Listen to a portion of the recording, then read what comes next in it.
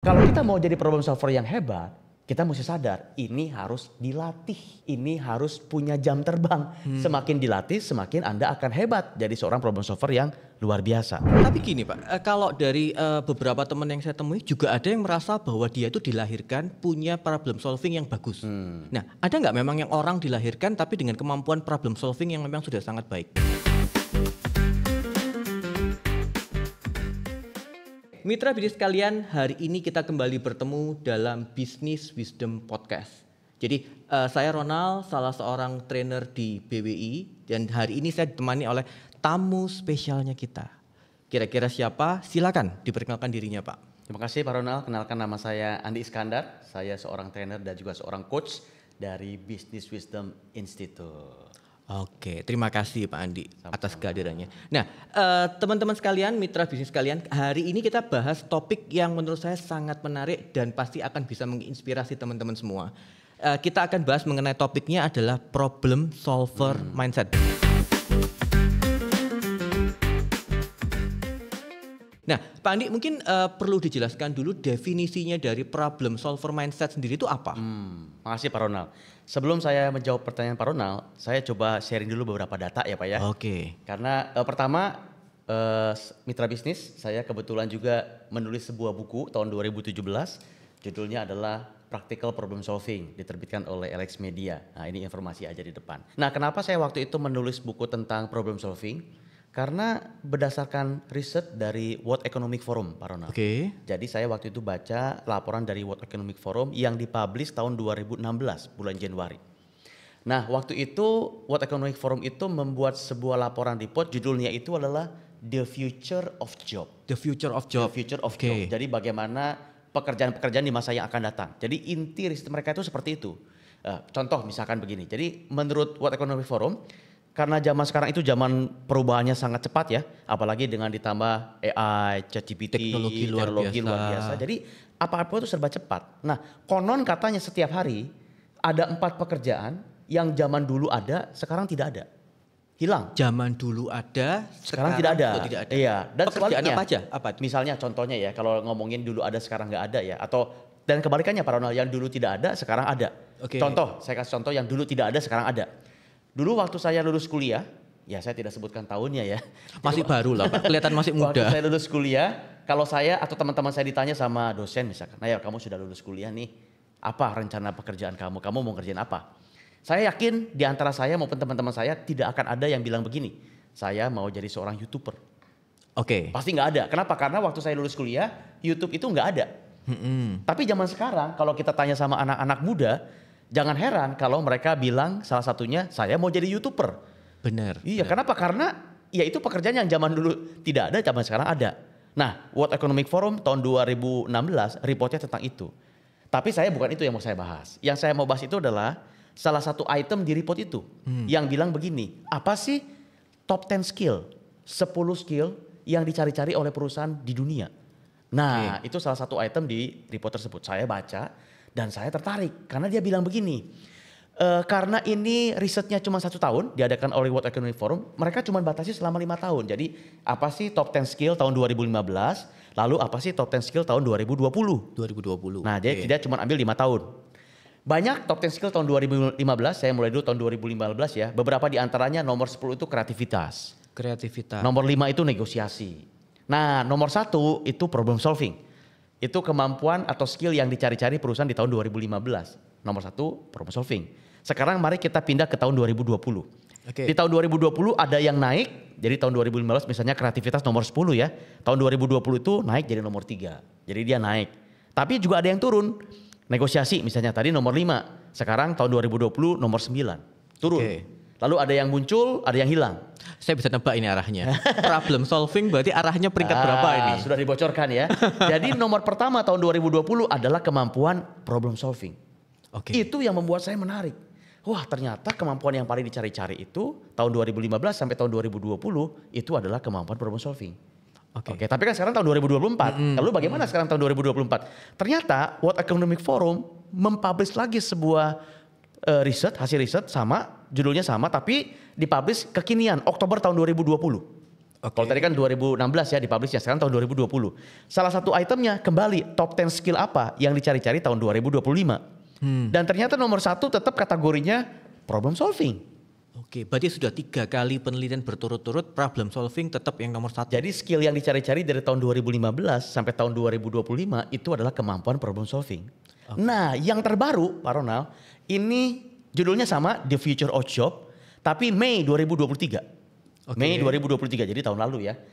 Apa skill yang dicari-cari oleh perusahaan sedunia?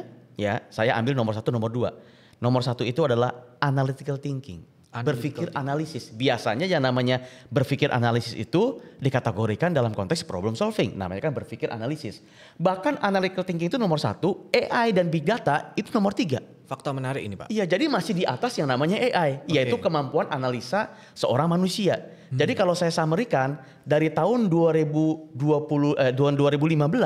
kalau yang Mei ini sampai tahun 2027 ya, dari tahun 2015 sampai 2027 itu kemampuan nomor 1 skill yang dicari-cari oleh perusahaan sedunia namanya problem solving. Masuk akal lebih Pak. Karena bisa aja si problem solving ini yang malah membuat AI itu menjadi semakin canggih kan. Iya. Karena pola pikirnya semakin bagus. Benar. Tapi Pak, mungkin orang-orang mitra bisnis kalian juga perlu diperdetil juga. Problem solving sendiri atau problem solver itu apa sih seharusnya? Nah sabar, nanti saya akan masuk ke sana ya Pak ya. Masih belum. Okay. Ini masih ngomong data-data dulu nih, pemanasan dulu. Oke. Itu kan luar negeri. World Economic Forum ya. Kalau mungkin mitra bisnis bertanya, tapi kan kita di Indonesia Pak. Mungkin Indonesia bisa lain. Oke. Kalau pertanyaannya dalam konteks Indonesia, saya juga punya report. Dari Ristek Dikti. 2019. Ya ini Ristek Dikti, riset teknologi perguruan tinggi Indonesia ya. Tahun 2019. Kalau mereka memberikan judulnya begini, apa sih skill yang dibutuhkan oleh orang Indonesia untuk siap menghadapi industri 4.0? Industri 4.0, oke. Apa skill-skill yang harus dimiliki orang Indonesia? Ada 4 kata Ristek Dikti. Yang pertama critical thinking, jadi mirip-mirip sama yang di atas. Kreativitas nomor 2, negosiasi nomor 3, mirip-mirip. Karena sebetulnya kan World Economic Forum itu kan analisa atau data secara dunia ya. Salah satu sampelnya juga Indonesia. Indonesia kan termasuk dunia, jadi sebetulnya yang mirip-mirip. Tapi yang nomor 4, ada bisa nebak Pak Ronald, kemampuan apa? Tentu saja karena arahnya ke problem solving ya Pak. Jadi yang nomor 4 yang disarankan oleh Ristek Dikti buat penduduk Indonesia supaya siap menghadapi industri 4.0 adalah kemampuan problem solving. Jadi kesimpulannya, kemampuan problem solving adalah kemampuan yang sangat penting yang harus dimiliki secara masyarakat dunia umum ataupun masyarakat Indonesia secara khusus. Nah itu sebab kenapa podcast ini, ya ini sebenarnya nanti akan berseri ya. Ada lagi nanti podcast yang berikutnya tentang problem solving juga. Tapi sekarang kita sedang bicarakan yang paling fundamental. Bagaimana sih mindset seorang problem solver yang benar. Karena ini dulu yang penting. Harus dimulai dulu dengan mindset. Percuma kita langsung masuk ke ini loh caranya. Ini loh alatnya. Tapi kalau secara mindset kita belum butuh, nggak ada gunanya. Saya langsung ini loh caranya. Sama seperti ini analoginya Pak Ronald. Misalnya ya, saya suatu hari kedatangan seorang sales di rumah saya nawarin mobil. Tapi saya sama istri saya tidak butuh yang namanya mobil. Jadi salesman yang datang ke rumah nih nawarin merek apapun, ya saya bilang sorry mas kita nggak butuh. Ya tapi suatu hari kalau saya tiba-tiba dengan istri bilang begini, mah kayaknya udah saatnya kita butuh mobil mah. Iya betul Pak, kita udah sering aktivitas cukup jauh, kayaknya kita perlu mobil. Begitu mindset kita bilang butuh mobil, nggak usah nunggu salesman datang ke rumah. Jadi nanti saya ada serinya gitu ya Pak ya? Iya, nanti harapannya kita akan baru fokus masuk yang ke mindsetnya dulu. Karena mindsetnya paling penting. Kalau saya sudah butuh, pasti saya akan datang ke dealer. Tidak usah nunggu salesman-nya datang ke rumah. Nah itu loh, Pak Ronald, kenapa seri ini, yang pertama ini kita bicara tentang mindsetnya dulu. Menarik Pak. Artinya kan secara kebutuhan baik itu dari sisi dunia maupun dari Indonesia menyatakan bahwa problem solving ini merupakan skill yang memang sangat dibutuhkan. Ya. Artinya orang Indonesia pun juga harus paham bahwa kita harus bagaimana caranya mengembangkan punya skill ini kan. Ya. Pertanyaannya tadi Pak, kembali ke pertanyaan awalnya. Berarti apa sih seharusnya? Problem solver mindset ini apa seharusnya? Jadi mindsetnya itu saya rangkum dalam sebuah prinsip. Ada 3 prinsip seorang problem solver yang hebat. Yang pertama, problem solver mindset yang pertama adalah problem solving itu merupakan sebuah skill dan kebiasaan, bukan sebuah bakat. Artinya Pak, kalau ditanya problem solving ini berarti bisa diasah, bukan karena dari awal kita dilahirkan sudah punya kemampuan gitu. Nah, coba saya ulangi ya, mitra bisnis, karena ini sangat dalam nih menurut saya nih. Terus terang Pak Ronald, waktu saya mempersiapkan materi ini ataupun mempersiapkan materi training tentang problem solving, salah satu item yang saya paling nggak sabar kalau saya ngajar ke peserta adalah item prinsip problem solving yang pertama ini. Oke. Karena buat saya sangat penting. Saya ulangi ya, problem solving itu adalah merupakan sebuah keterampilan dan kebiasaan, bukan bakat. Artinya apa? Artinya ini sebuah keterampilan yang bisa dipelajari. Itulah problem solving, bukan bakat. Kenapa ini penting? Karena saya sering kali menjumpai Pak Ronald, kalau saya ngajar problem solving di perusahaan ya, itu banyak peserta yang bilang gini, aduh Pak Andi, saya mah nggak bisa dah jadi problem solving. Mungkin teman saya si A tuh, dia mah jago tuh. Si B mungkin dia bisa lah. Tapi saya mah nggak bisa Pak. Saya mah bukan problem solver yang hebat. Kalau cari masalah ke saya, karena saya problem maker. Katanya begitu. Oke. Tapi gini Pak, kalau dari beberapa teman yang saya temui juga ada yang merasa bahwa dia itu dilahirkan punya problem solving yang bagus. Nah, ada nggak memang yang orang dilahirkan tapi dengan kemampuan problem solving yang memang sudah sangat baik? Kalau dalam konteks problem solving menurut saya tidak Pak. Kalau dalam konteks yang lain misalnya ada orang yang lebih gampang belajar musik, ya orangnya itu lebih gampang dalam dunia olahraga, tangkas gitu, orangnya tangkas. Saya lebih percaya kalau dalam konteks seperti itu, iya ada orang-orang yang punya talenta seperti itu. Tapi kalau dalam konteks problem solving, kalau menurut saya, kok kayaknya semua itu dibuat setara, karena itu sebuah bakat Pak, apa namanya sebuah keterampilan, sebuah skill yang mereka bisa asah, yang mereka bisa pelajari sendiri. Jadi sebetulnya mitra bisnis, kalau Anda bertanya sama saya sekarang, waduh tadi berdasarkan data-data World Economic Forum, betul ya problem solving itu penting. Masalahnya saya bisa nggak Pak Andi kalau saya jadi problem solver yang hebat? Nah kalau ada orang ngomong gitu ke saya, tanya begitu ke saya jawabnya gampang Pak Ronald. Saya bilangnya begini, Anda mau nggak? Mau atau enggak untuk Iya karena kalau kita ngomong prinsip yang pertama ini, berarti problem solving itu masalahnya di kemauan sebelum di kemampuan. Jadi ngomongnya itu tentang kemauan. Wah saya bisa bicara panjang lebar nih tentang ini Pak. Oke, pertanyaannya berarti nanti caranya bagaimana Pak untuk meningkatkan kemampuan problem solving? Oke. Oke, tapi ajukan prinsip yang pertama. Mungkin kita masuk ke prinsip yang kedua Pak. Prinsip yang kedua, problem solving itu yang paling penting adalah kerangka berpikir. Yang sistematis dan rasional. Jadi yang mahal dari seorang problem solver itu sebetulnya bukan alatnya. Karena alat problem solving itu banyak ya. Saya sebutkan beberapa. Misalnya mungkin mitra bisnis kenal ada alat problem solving yang namanya 5W1H. What, who, when, dan segala macam ya. Ada lagi yang namanya fishbone. Ada lagi yang namanya 5 Whys. Bertanya 5 kali why. Ada lagi mungkin Six Sigma. Banyak alat problem solving itu. Tapi sesungguhnya yang mahal bukan itu. Yang mahal itu adalah kerangka berpikir yang sistematis dan rasional. Mungkin saya jelaskan dulu sedikit. Apa arti sistematis? Sistematis itu artinya step by step. Langkah demi langkah. Coba mitra bisnis perhatikan. Hampir semua, bahkan mungkin seluruhnya setahu saya, alat problem solving itu bentuknya itu langkah demi langkah. Langkah 1, Menarik ini Pak. langkah 2, langkah 3. Karena sifatnya sistematis. Dan kata yang tidak kalah penting adalah rasional. Nah rasional ini juga menjadi sangat penting. Kenapa? Problem solving itu harus butuh data.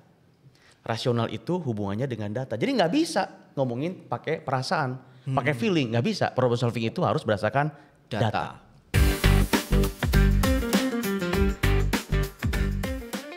Jadi kan tadi kita sempat membahas mengenai prinsip-prinsip dari sisi problem solver gitu kan. Kita baru masuk, mungkin di remind sedikit Pak. Diulang sedikit sesi ya. yang pertama Oke. apa tadi? Jadi sesi yang pertama tadi kita bicara problem solver mindset. Dan kita sudah sebutkan 2 poin, 2 prinsip. Prinsip yang pertama, problem solving itu bukan bakat. Problem solving itu adalah sebuah keterampilan dan kebiasaan. Yang kedua, problem solving itu yang mahal adalah kerangka berpikir yang sistematis dan rasional. Nanti kita bisa elaborasi lebih lanjut kedua item ini. Yang ketiga, prinsip problem solving itu adalah problem solving itu merupakan sebuah kombinasi antara berpikir dan bertindak. Berpikir dan kenapa pakai kata-katanya dan Pak? Nah itu dia. Kata kuncinya sebetulnya di kata dan, mitra bisnis. Jadi saya bilang berpikir dan bertindak. Bukan berpikir atau bertindak. Karena kalau saya pakai kata atau itu artinya salah satunya boleh. Ya kan? Berpikir atau bertindak. Berarti berpikir boleh, nggak bertindak ya tidak apa-apa. Sebaliknya, tidak berpikir boleh, langsung bertindak juga boleh. Karena pakainya kata atau. Tapi sayangnya, bukan sayangnya, memang harusnya begini. Kita pakainya kata hubungnya kata dan. Artinya memang berpikirnya harus, bertindaknya juga harus. Nggak boleh salah satu di antaranya. Harus dua-duanya dimiliki. Contohnya gimana Pak? Contoh misalnya ya, saya pakai analogi deh ya, analogi biar jelas nih. Contoh kalau umpamanya kita berpikir tapi tidak bertindak. Contoh misalnya suatu hari misalkan saya sakit Pak, sakit perut. Waduh sakit banget, melilit ini perut. Ya saya datang ke rumah sakit gitu ya, ke dokter. Oh, ini berarti berpikirnya datang ke rumah Betul, sakit. begitu saya datang ke dokter kan menganalisa ya, periksa segala macam. Dia berpikir kan, wah ini makan apa Pak kemarin, wah ini, wah ketemu Pak penyakitnya ini. Silakan Pak, saya kasih resepnya. Silakan nanti tebus di apotek. Saya bawa resep dari dokter. Ini hasil berpikirnya dokter nih. Saya bawa ke apotek, saya tebus obatnya, saya dapat obatnya. Begitu sampai ke rumah, saya nggak pernah makan, nggak pernah minum itu obatnya. Artinya berpikirnya sudah dokternya, tapi saya nggak bertindak. Karena obatnya tidak diminum. Artinya apa? Ya saya masih sakit perut. Itu kalau berpikir tapi tidak bertindak. Nah kalau tidak berpikir langsung bertindak, sama. Saya sakit perut suatu hari, melilit banget. Ya udah, saya nggak mau berpikir, nggak mau capek-capek. Saya lihat aja kotak obat saya di rumah saya. Saya cek, ada obat apa nih ya? Wah ini kayaknya lucu banget nih, warnanya pink, merah muda, kayaknya lucu nih. Udah deh, ini obat apa memang? Nggak tahu deh, tapi lucu. Saya langsung minum. Saya nggak berpikir, langsung bertindak kan?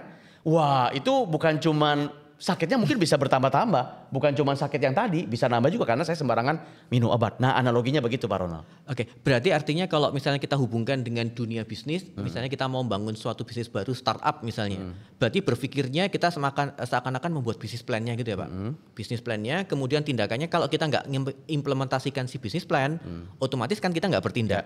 Nah, otomatis kalau misalnya gini, bertindak aja tanpa bikin planning berpikirnya, berarti seakan-akan kita sporadis tiba-tiba bikin bisnis apapun yang tidak punya planning apapun. Ya, gitu, Pak. benar. Jadi kalau kita ngomong startup, kalau kita berpikir tidak bertindak, kita punya ide bisnis.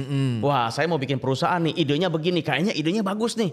Tapi nggak pernah kita jalankan. Kapan mau dijalankan? Nanti aja dulu deh. Tapi saya yakin idenya bagus. Nah itu berarti berpikir. Karena kan menghasilkan ide kan hasil berpikir ya. Tapi kalau kita berpikir tidak berpikir tapi langsung bertindak, ya udah, pokoknya saya punya uang, bikin aja. Bikin apa kamu? Nggak tahu, yang penting bikin perusahaan aja. Punya ide apa yang bagus yang beda sama yang lain? Nggak ada, yang penting saya langsung jalankan. Nah itu berarti bertindak tanpa berpikir. Nah kalau misalnya kita kembali ke prinsip yang kedua, harus berpikir secara sistematis dan rasional tadi kan. Contoh realnya seperti apa Pak? Jadi kalau kita bicara tentang problem solving, menurut saya problem solving itu ada 3 langkah aja Pak. 3 langkah. Yang pertama itu menemukan apa masalahnya. Ya, menemukan apa masalah. Itu langkah yang pertama. Tapi tidak cukup. Harus masuk ke langkah yang kedua. Langkah kedua itu adalah menemukan apa akar masalahnya. Menemukan akar masalahnya. Nah, ini beda sedikit tapi bedanya dalam, ya. Perbedaan katanya cuma satu, menemukan masalah, yang kedua itu menemukan akar masalah. Jadi cuma beda kata akar. Tapi kata akar itu bedanya langit dengan bumi dengan yang poin pertama. Yang ketiga itu adalah menemukan solusinya. Jadi secara sederhana problem solving itu menemukan masalah, langkah pertama. Menemukan akar masalah, langkah kedua. Menemukan solusi, langkah ketiga. 1, 2, 3 itu sistematis. Step by step, langkah demi langkah. Kita tidak bisa langsung loncat ke langkah ketiga, yaitu solusi. Tanpa langkah kedua, tanpa langkah pertama. Tidak bisa. Dan tidak bisa langsung masuk ke langkah kedua tanpa langkah pertama. Jadi ini sebuah urutan ya Pak Ronald. Nggak bisa dibalik-balik, nggak bisa dilewat. Jadi nggak mungkin loncat ke langkah kedua. Pak saya nggak mau langkah pertama, saya langsung aja masuk ke langkah kedua. Ya nggak bisa. Harus tahu dulu masalahnya apa, baru menemukan akar masalahnya. Faktanya gini Pak, kebanyakan dari kita tuh merasa bahwa untuk menemukan masalah itu agak susah. Nah ada tips atau triknya nggak supaya kita tuh, untuk kita bisa melakukan rangkaian ini, cara menentukan apa masalah kita tuh gimana? Ya itu juga sebetulnya nanti sudah kita bicara tentang tools ya. Bagaimana menemukan masalah itu. Betul, kalau ditanya nih dari 3 langkah tadi, menemukan masalah, menemukan akar masalah, dan solusi. Kalau ditanya mana yang paling penting? Ya, tentu jawaban umum 3-tiganya penting. Ya itu sih semua orang tahu, semuanya juga penting. Tapi kalau ditanya mana yang paling penting dari ketiga ini? Saya boleh. Oke, Pak Ronald. Perkiraan kalau dari 3 yang nomor 1 Pak. Kenapa nomor 1 Pak Ronald? Kalau nggak menemukan masalah kita nggak akan berpikir bagaimana untuk mensolusikannya. Nah, itu nilainya 80. Oh, masih belum A berarti Pak ya. Tapi benar Pak, betul. Intinya jawabannya betul, yaitu menemukan masalah. Tapi dengan alasan yang mungkin begini. Kalau kita keliru menemukan, saya pakai analogi lobang ya. Kalau kita keliru menemukan lobang masalahnya, kita gali akar masalahnya, kita sudah menggali di lobang yang salah. Benar. Dan ketika kita berikan obatnya, apapun di sini, kita sudah memberikan obat di lobang yang salah. Jadi memang yang paling penting di antara ketiganya adalah menemukan yang namanya masalah. Kalau ininya keliru, ininya keliru. Kalau ininya keliru, langkah ketiga juga akan keliru. Jadi artinya ketika kita salah untuk menentukan dasar masalahnya, kayak kita tuh melakukan sesuatu dengan usaha yang keras, tapi hasilnya juga tidak maksimal gitu ya Pak, karena nggak ada gunanya. Iya, karena kita salah. Salah melakukannya. Iya, seolah-olah kita mau masuk ke sebuah pintu, atau contohnya gini, kalau kita mau pergi ke bandara, gitu ya, kita sudah dikasih tahu gate-nya gate A gitu ya, tapi kita masuknya ke gate C. Ya sudah, akan bahaya kan? Kita pasti nanti akan masuk ke pesawat yang salah, nanti kita akan tiba di tempat yang salah. Tiba di tempat yang salah itu kan seolah kayak solusinya pasti salah karena sedari awal kita sudah masuknya ke gate yang salah. Nah ini berarti menarik Pak, berarti nanti harus diajarkan tipsnya bagaimana cara mengidentifikasi masalah gitu ya Pak ya. Karena gini, kebanyakan sih Pak, misalnya kayak gini, saya punya teman punya industri restoran misalnya. Nah ketika dicek dari sisi performance keuangannya, itu ternyata performance keuangannya tidak baik. Artinya rugi sih enggak, tapi untung pun juga tipis banget. Nah ketika dicek masalahnya, yang muncul banyak Pak. Jadi kalau dari surveinya bisa aja, oh karena lahan parkirnya kurang luas, makanannya kurang, masalahnya munculnya banyak Pak. Nah, padahal kan kita kadang-kadang nggak punya effort yang bisa untuk menyelesaikan semua masalah. Nah, artinya nanti kita perlu berpikir juga Pak, untuk memilih masalah mana yang harus jadi prioritas, nanti juga ada toolsnya nggak Pak? Benar. Itu. Jadi memang nanti kalau kita bicara toolsnya ya, salah satu tools di langkah yang pertama itu kita menyebutnya namanya breakdown dan Pareto. Breakdown dan Pareto. Saya elaborasi yang kata Pareto aja. Pareto itu kan, itu nama orang ya. Dari orang Italia namanya Alfred Pareto. Tahun abad awal 19-an.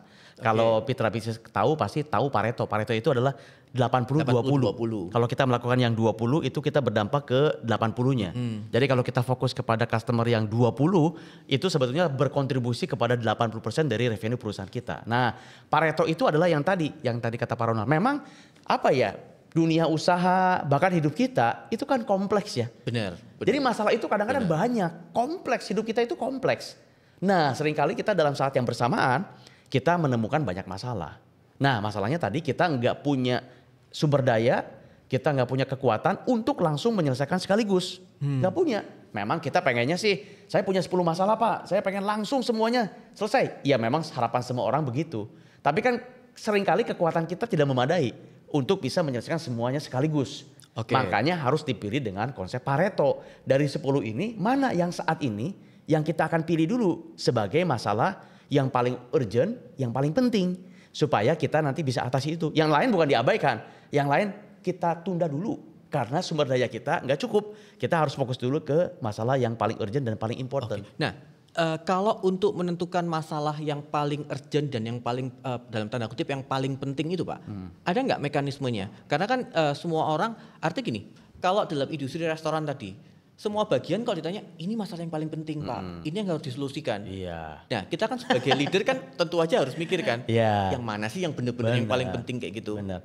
Katanya begini Pak Ronald, kalau semua dianggap paling penting, maka nggak ada yang penting. Kalau semua dianggap paling penting, maka sebetulnya nggak ada yang penting. Nah, jadi memang semua penting, tapi kita harus menentukan mana yang paling penting. Karena apa? Karena sekali lagi sumber daya kita terbatas. Saya kasih contoh, ini contoh real nih cerita ya. Saya ingat banget ya Pak Ronald, waktu itu Bapak Presiden kita Pak Jokowi.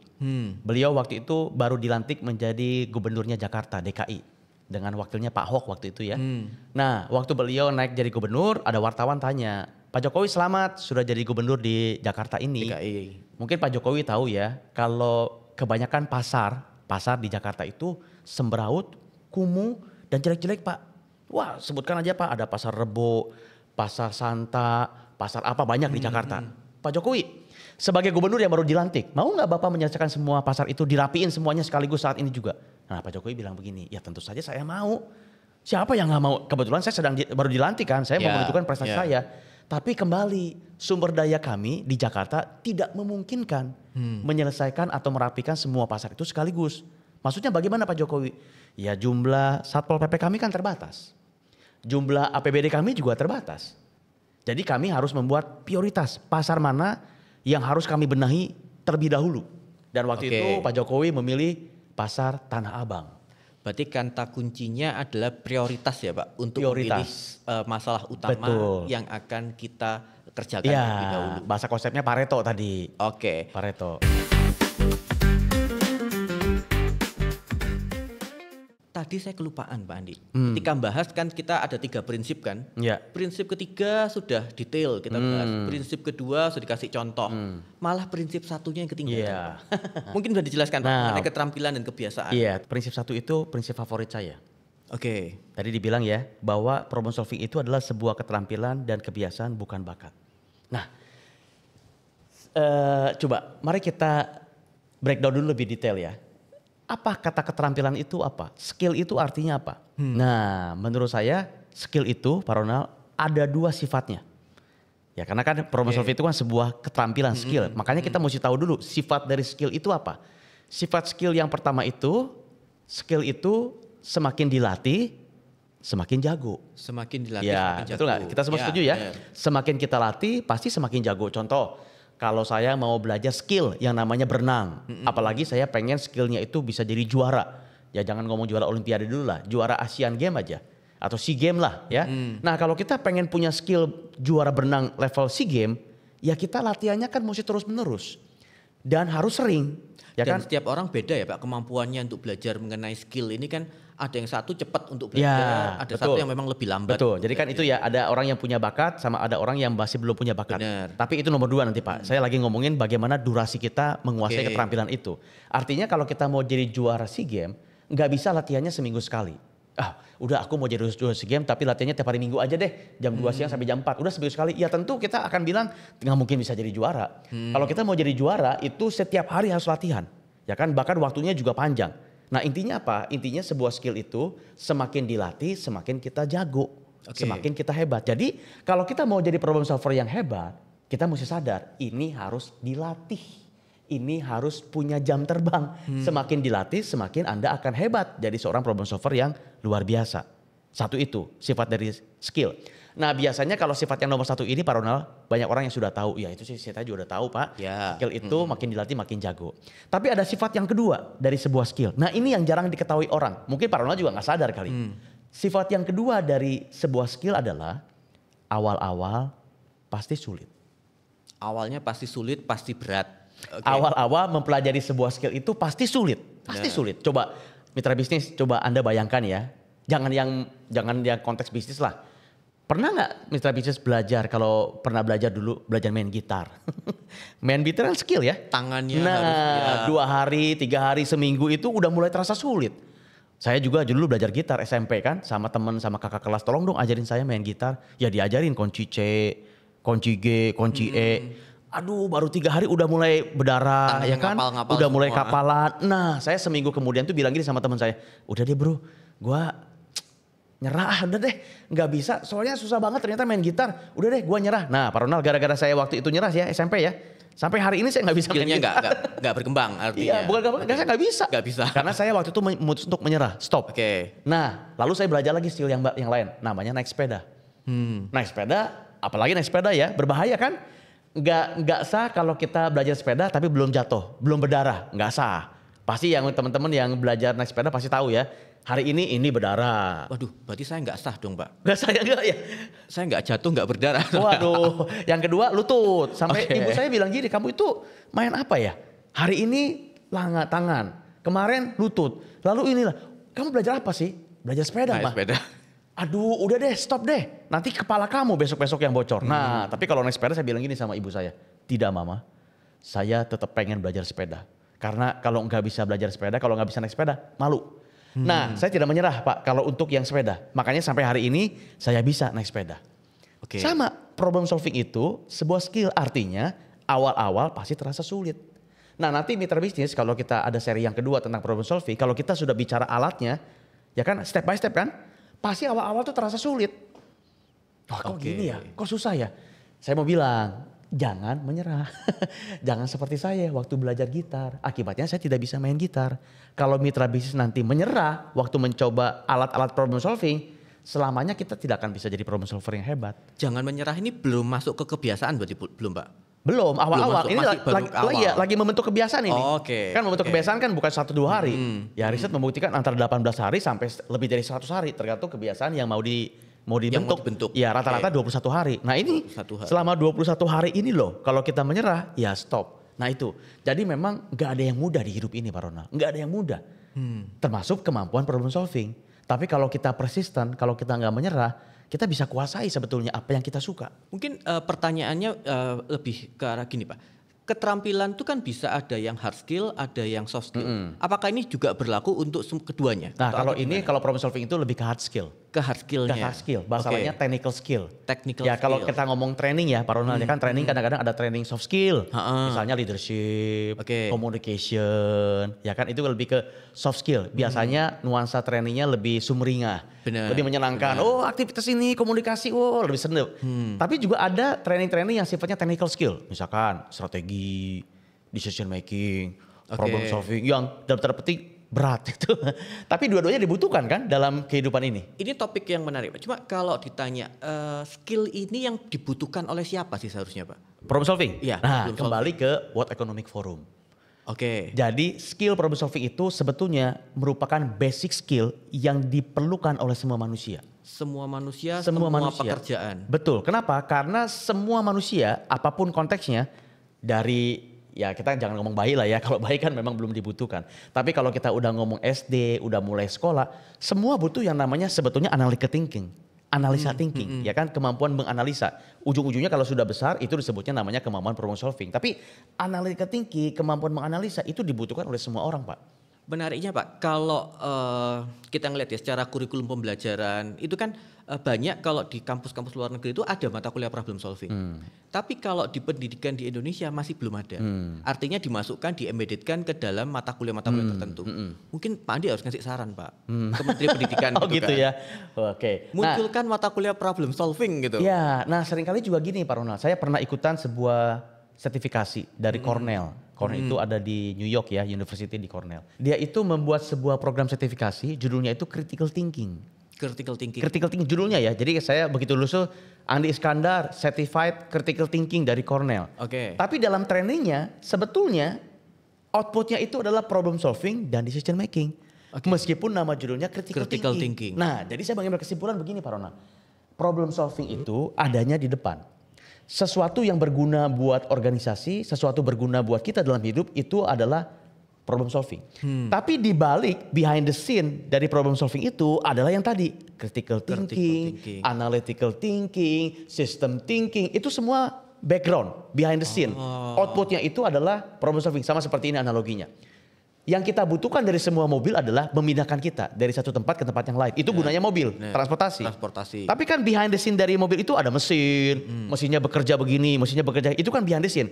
Kita kadang-kadang nggak menyadari cara kerja mesin. Yang kita Oke. butuhkan itu sebetulnya pokoknya naik mobil, nyampe ke Bisa tujuan. dari satu tujuan ke tujuan yang betul. lain. Yang Oke. berguna buat organisasi yang seringkali diharuskan dimiliki oleh semua orang itu problem solving. Tapi di balik problem solving itu ada kemampuan-kemampuan yang lain. System thinking, analytical thinking, segala macam lah ya, thinking itu di balik problem solving. Makanya kalau ada perusahaan yang bilang kami mau training analytical thinking, kami mau training critical thinking, ya boleh. Tapi sebetulnya itu kalau saya yang ngajar, saya akan masukkan dalam wadah topik problem solving. Karena Ranahnya nanti diarahkan otomatis, ke problem solving. iya otomatis waktu kita belajar problem solving, otomatis itu udah embedded, udah masuk, udah ada di dalamnya. Oke, tadi kita kembali lagi Pak. Jadi kan kita bahas mengenai keterampilan. Di prinsip yang pertama kan ada keterampilan, ada kebiasaan. Nah kalau kebiasaan ini gimana Pak untuk menjelaskannya? Ya artinya begini, kebiasaan itu sebenarnya hubungannya juga dengan keterampilan. Kebiasaan itu yang tadi, karena keterampilan itu butuh jam terbang, keterampilan itu butuh yang tadi ya semakin dilatih semakin jago, nggak boleh menyerah di tengah jalan. Nah kita harus membentuk sebuah kebiasaan. Oke. Supaya nggak berat, karena kalau nggak bentuk sebuah kebiasaan ya sudah. Artinya begini, waktu kita selesai dari training problem solving, ya kita mulai lakukan. Awal-awal berat, sama membentuk kebiasaan apapun, awal-awal berat. Kita dulu nggak pernah baca buku umpamanya. Kita mau bentuk sebuah kebiasaan baca buku. Ya awal-awal kan berat kan? Waduh nggak biasa, kita spend waktu sekarang lama-lama jadi biasa, lama-lama itu sudah jadi habit kita, kebiasaan kita yang setiap saat pasti kita mau baca buku. Nah sama, problem solving pun awal-awal mungkin berat. Tapi jangan menyerah, jadikan itu kebiasaan. Karena semakin jadi kebiasaan, semakin kita udah nggak mikir, semakin otomatis kita akan menggunakan keterampilan problem solving. Dan kembali ke sifat keterampilan, semakin kita latih, semakin kita akan jago jadi problem solver. Nah, pertanyaannya Pak, keterampilan itu kan banyak banget. Nah, caranya kita tahu misalnya, kita tuh butuh keterampilan yang seperti apa untuk mengembangkan keterampilan, caranya gimana Pak? Mengembangkan keterampilan. Nah kalau problem solving kan kita nanti di sesi yang kedua kan kita kan belajar alatnya ya. Oke. Ini kan kita baru mindset. Mindset memang agak abstrak. Oke. Pokoknya gini. Tapi nanti pada saat kita ngomongin how to-nya, caranya, problem solving dalam konsepnya di Business Institute itu ada langkahnya satu tadi ya, mencari menemukan masalahnya, menemukan akar masalahnya, menemukan solusi. Masing-masing langkah ini ada stepnya, ada alatnya, ada senjatanya Pak Ronald. Langkah pertama tadi kan Bapak tanya, gimana caranya Pak menemukan masalah? Gimana menemukan prioritasnya bagaimana? Itu sebetulnya udah bahasa dalam ranah alat. Oke. Ada, kita punya alat, ada 5 alatnya. 3 langkah, 5 alat. Artinya mitra bisnis Wisdom Podcast harus rajin-rajin ngamati podcastnya kita ya Pak ya? Nanti kita akan bahas tuh. Supaya sesi berikutnya lebih belajar lebih mendalam mengenai masalah yang kita alat-alat itulah nanti yang harus dilakukan terus-menerus. Oke. Step by step ini harus dilakukan terus-menerus supaya jadi skill, supaya jadi kebiasaan. Kemudian pertanyaannya Pak, mungkin kita juga perlu mendefinisikan seharusnya masalah itu apa toh? Menurut Pak Ronald apa itu masalah? Mewakili mitra bisnis. Saya itu kayak gini, kalau dengar masalah itu kan interpretasinya nanti mengarah ke sesuatu yang negatif. Padahal maksudnya enggak.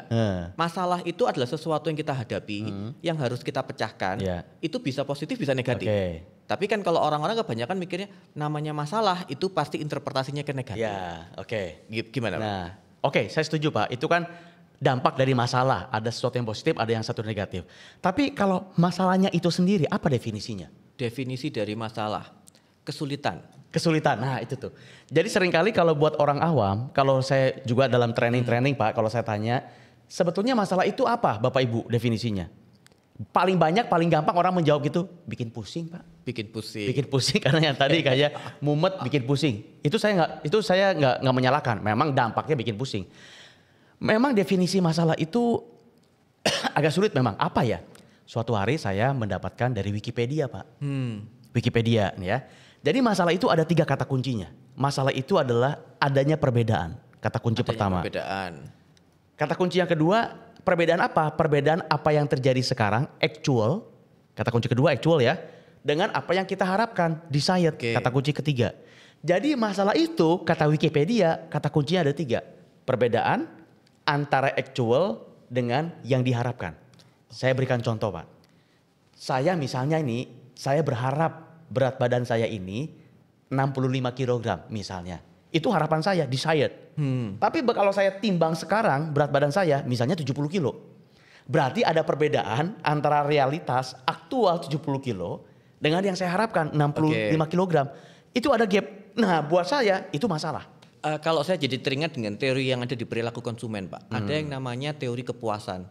Definisinya apa? Kalau kita puas itu berarti apa? Yang kita terima melebihi dari yang diharapkan. Mungkin mirip-mirip kayak gitu ya Pak? Iya itu masalah. Jadi kalau sesuatu antara gap apa yang kita harapkan dengan kenyataannya, itulah sebuah masalah. Nah itu definisinya. Dan yang lucu begini Pak Ronald, bukan lucu ya. Maksudnya ini kan saya dapatnya dari Wikipedia. Tapi you know what? Di Cornell University, one of the best univ di US ya. Kalau base di US biasanya base juga di dunia. Dia pun waktu saya ikutan kursusnya itu, kursus sertifikasi lah ya. Karena bahasa kerennya bukan bahasa kursus ya. Sertifikasinya itu ternyata dia pun memakai definisi yang sama Pak. Jadi kata Cornell, definisi masalah itu yang tadi, perbedaan antara apa yang terjadi dengan apa yang diharapkan. Menarik. Saya sempat baca buku Pak dari Daniel Kahneman, buku yang agak lama itu tentang thinking fast and slow. Nah, artinya kan ada sesuatu dalam problem solving itu ada sesuatu yang memang membutuhkan proses yang memang agak panjang untuk kita berpikir dalam mengambil keputusan. Ada sesuatu yang kita ambilkan dengan cepat. Kalau dihubungkan dengan prinsip-prinsip dari problem solving ini seperti apa Pak? Iya, jadi kalau Daniel Kahneman itu sebetulnya lebih banyak dia itu ngomongin tentang decision making. Mengambil keputusan. Memang biasanya kalau training problem solving, teman dekatnya itu problem solving, decision making. Jadi kadang-kadang namanya itu PSDM, problem solving dan decision making. Karena kadang-kadang itu tidak bisa dipisahkan, ya kan? Solusi dalam problem solving tadi itu sebenarnya decision making. Kita mau solusinya apa? Jadi kalau Daniel Kahneman itu lebih banyak dia ngomongin decision making ada yang cepat, tapi juga ada yang perlu analisa. Ya, benar. Ya kan? Ada yang sistem thinking, analisa, tapi juga ada yang sistem intuitif, memakai yang namanya feeling kalau bahasa saya sehari-harinya. Nah, itu sebenarnya dalam ranah yang namanya decision making. Kalau kembali ke problem solving, betul. Memang ada beberapa hal yang kita bisa selesaikan dengan cepat. Tapi ingat, menyelesaikan dengan cepat itu bahayanya tadi ada, Pak. Yaitu kita tidak berpikir langsung bertindak. Tidak berpikir langsung bertindak. Itu menyalahi prinsip yang ketiga tadi. Itu berbahaya juga. Artinya begini, saya sangat menyarankan apapun masalah yang sedang kita hadapi, diam dulu sebentar, berpikir dulu, jangan langsung bertindak. Artinya problem solving ini tidak bisa impulsif. Iya, artinya begini, masalah dia harus cepat selesai atau dia bisa lama selesai. Misalkan ada problem ini kita bisa selesaikan 2 hari lagi, bisa. Tapi ada problem yang harus saat itu juga kan. Meskipun harus selesai saat itu juga, saran saya tetap berpikir. Kalau kita sudah terbiasa, makanya ini keterampilan ya Pak. Kalau kita sudah terbiasa berpikir mekanisme problem solving yang nanti kita bahas di podcast berikutnya, itu dalam waktu yang singkat Pak. Kita sudah langsung otomatis dalam otak itu sudah sistematis dan rasional. Itu udah built in, sama seperti inilah. Benar. Kita waktu belajar naik sepeda itu butuh seminggu mungkin, jatuh pun jatuh-jatuh. Tapi begitu kita bisa naik sepeda, mana sepeda? Brrrr, gitu loh Pak. Sama ini pun begini Pak. Oke, mungkin sebelum kita pasti akan ada sesi yang kedua untuk sesi ini. Closing statement untuk sesi yang hari ini, Pak. Saya akan ambil dari satu quote dari Norman Vincent, seorang motivator di Amerika Serikat. Dia suatu hari pernah mengungkapkan sebuah quote yang menurut saya sangat bagus dan ini sangat relevan dengan problem solving. Dia bilang begini, "How you think about a problem is more important than the problem itself." Saya ulangi ya dalam bahasa Indonesia. Bagaimana kita berpikir akan sebuah masalah itu lebih penting dari masalah itu sendiri. Jadi yang paling penting itu sebetulnya bukan masalahnya. Yang paling penting itu adalah bagaimana kita memandang masalah. Bagaimana kita berpikir sebuah masalah. Tadi yang Pak Ronald sempat singgung di depan. Bagaimana kita memandang masalah itu sangat penting. Apakah masalah itu bikin pusing ataukah masalah itu sebuah alat untuk kita menjadi pribadi yang lebih baik. Karena sebetulnya problem itu alat untuk kita menjadi orang yang lebih baik. Nah, tinggal bagaimana cara kita memandang sebuah masalah itu, Pak. Luar biasa, Pak Andi. Kita sama-sama belajar banyak hal, terutama mengenai mindset dari problem solving. Terima kasih, Pak Andi. Jadi, dengan kita belajar sesi hari ini mengenai problem solver mindset, tentu saja pasti akan ada sesi lanjutannya dan kita akan mengundang Pak Andi kembali untuk berdiskusi kembali. Kemudian kita berharap bahwa Mitra Bisnis Podcast BWI ini bisa belajar sesuatu dari sesi hari ini. Sukses selalu buat teman-teman sekalian dan sampai ketemu di sesi-sesi selanjutnya. Terima kasih. Salam sukses buat kita semua.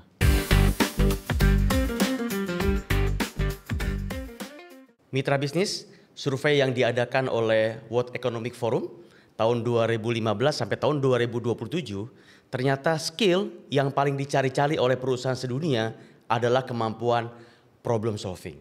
Meskipun sekarang sudah banyak dunia ChatGPT, dunia AI, tapi kemampuan analisa seorang manusia ternyata tidak bisa tergantikan. Jadi kemampuan problem solving, analytical thinking tetap dibutuhkan oleh manusia untuk bisa survive, bertahan di zaman digital seperti ini. Dan pada kali ini saya akan membahas satu bagian dari problem solving, yaitu bagaimana caranya supaya kita bisa memiliki seorang problem solver dengan mindset yang benar. Oke, jadi saya akan mulai topik kita dengan meng-sharingkan kepada mitra bisnis ada 3 prinsip seorang problem solver yang baik. Yang pertama itu adalah ini. Problem solving itu merupakan sebuah keterampilan dan kebiasaan, bukanlah sebuah bakat. Nah, ini informasi yang sangat penting karena saya seringkali banyak menemukan di perusahaan-perusahaan di mana kami melakukan training, itu banyak sekali perusahaan atau peserta yang bilang begini, "Wah Pak, saya itu nggak punya bakat deh Pak jadi seorang problem solver yang baik, nggak punya bakat Pak, mungkin teman saya kali yang berbakat, si itu yang berbakat, si itu Pak yang berbakat, saya nggak punya bakat." Teman-teman, itu semua bohong mitra bisnis. Bahwa ternyata riset membuktikan kemampuan problem solving itu adalah sebuah keterampilan dan sebuah kebiasaan. Artinya apa? Artinya ini adalah kemampuan yang bisa kita pelajari kalau kita mau. Nah, kata kuncinya adalah kalau kita mau. Jadi kalau ada seseorang datang kepada saya, "Pak, saya pengen banget jadi problem solver yang hebat Pak. Karena ternyata ini yang paling dicari-cari oleh perusahaan sedunia Pak. Bagaimana caranya supaya saya bisa menjadi problem solver yang hebat Pak?" Saya dengan mudah akan balik bertanya, "Kamu mau nggak?" Karena kemampuan problem solving itu masalah kemauan, bukan masalah bakat. Yang kedua, problem solving itu yang mahal adalah kerangka berpikir yang sistematis dan rasional. Alat problem solving itu banyak. Coba Anda bisa search aja di Google ya, problem solving tools. Wah, itu keluarnya banyak sekali. Karena memang yang mahal itu bukan alatnya. Yang mahal itu adalah pola pikir, kemampuan berpikir yang sistematis. Apa artinya sistematis? Runut, step by step, langkah demi langkah. Dan yang kedua, rasional. Apa artinya rasional? Artinya harus berdasarkan data. Problem solving itu tidak bisa berdasarkan perasaan. Problem solving itu harus berdasarkan data. Sifatnya secara rasional. Prinsip yang ketiga, problem solving itu adalah kemampuan atau kombinasi antara berpikir dan bertindak. Nah, perhatikan. Kata hubung yang saya gunakan di sini adalah kata dan. Bukan kata atau. Artinya apa kalau saya pakai kata hubung dan? Artinya kedua-duanya harus ada. Kalau saya pakai kata atau, berpikir atau bertindak, artinya kita bisa berpikir tapi nggak bertindak ya tidak apa-apa. Atau sebaliknya, kita bisa bertindak tapi nggak berpikir, ya nggak apa-apa. Itu kalau pakai kata atau. Tapi di sini prinsip problem solving yang ketiga itu memakai kata dan. Artinya apa? Kita harus berpikir dan kita harus bertindak. Dua-duanya harus kita miliki supaya bisa menjadi problem solver yang hebat. Nah, yang saya paling banyak temui di perusahaan adalah teman-teman yang langsung bertindak tanpa berpikir. Itu yang disebut namanya jump to solution. Dan itu adalah bahaya nomor satu buat seorang problem solving. Seringkali kita menganggap, ini kan dari dulu juga begini. Pengalaman saya bilang begini, makanya pasti solusinya seperti ini. Mitra bisnis, saya tidak bilang pengalaman tidak penting. Pengalaman sangat penting. Tapi di saat yang bersamaan, seringkali pengalaman yang menghalangi kita untuk bisa melihat masalah secara lebih jelas. Semoga bermanfaat. Salam sukses buat Anda semua.